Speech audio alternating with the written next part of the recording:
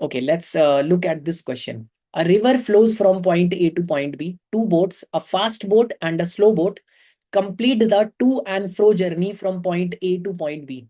The fast boat takes 30% less time to complete the entire journey than the slow boat. If the ratio of the speeds of the slow boat in still water and to that of river is 5:1, find the ratio of speeds of the slow boat to that of fast boat. We have to find the ratio of speed of slow boat to the fast boat in still water, right? And we are given the ratio of speed of slow boat in still water and the speed of river. Correct? That is 5:1.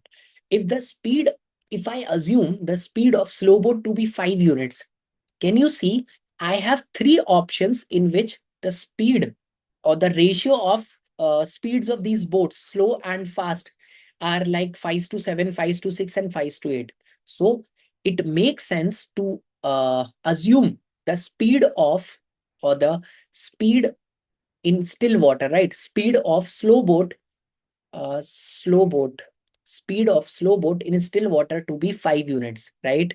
And speed of river is 1 unit. So can I find the downstream speed for slow boat? That would be 6 units, and upstream speed for slow boat, that is 4 units. Now I can also assume the total distance, that is from A to B and from B to A, to and fro. These boats has to go from A to B and from B to A, right? To and fro. So I can assume this number, this total distance, to be some multiple of 6 and 4, so that I get the time in integral values, right? Also, this is very important line, that the fast boat takes 30% less time to complete the entire journey than the slow boat, right? So this is about slow boat and this is about fast boat, right? The distance they are traveling, we are comparing these two.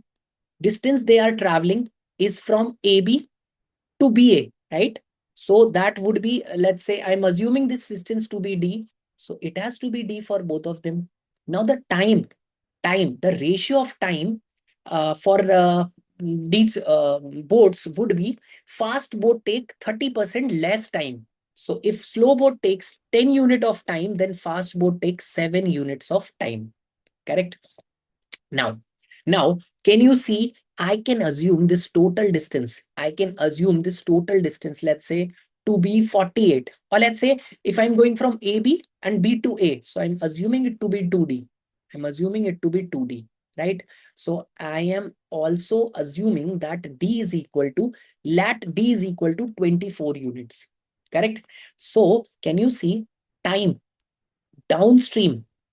Downstream time taken by slow boat would be 24 divided by 6, and the upstream time taken by slow boat would be 24 upon 6.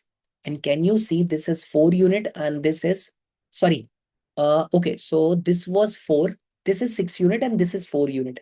Total time taken by slow boat would be the time taken in downstream and time taken in upstream, and that is 10 units.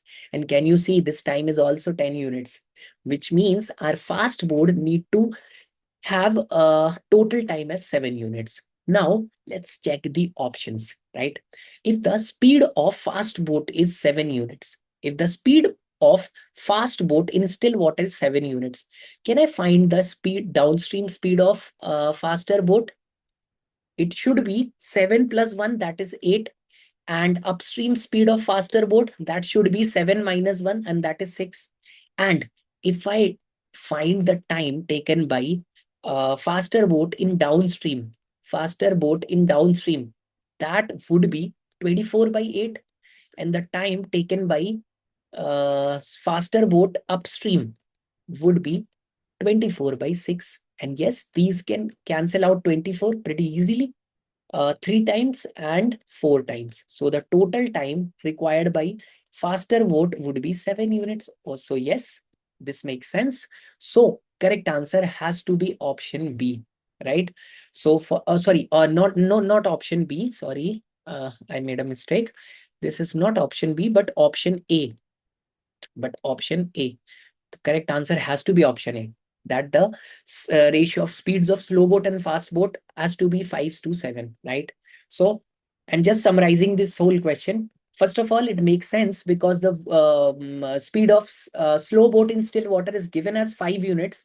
So it makes sense for me to look at the options. And in 3 options, I have the speed of slow boat as 5 unit, 5 unit, and 5 unit. So it makes sense to take this speed as 5 unit and finding the downstream and upstream speed.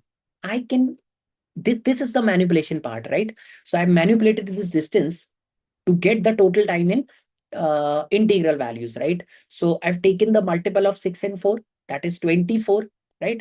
Could be 12, but I know I need to get this time as 10. So I've taken this 24 so that this time is coming out to be 10. And yes, this option fits.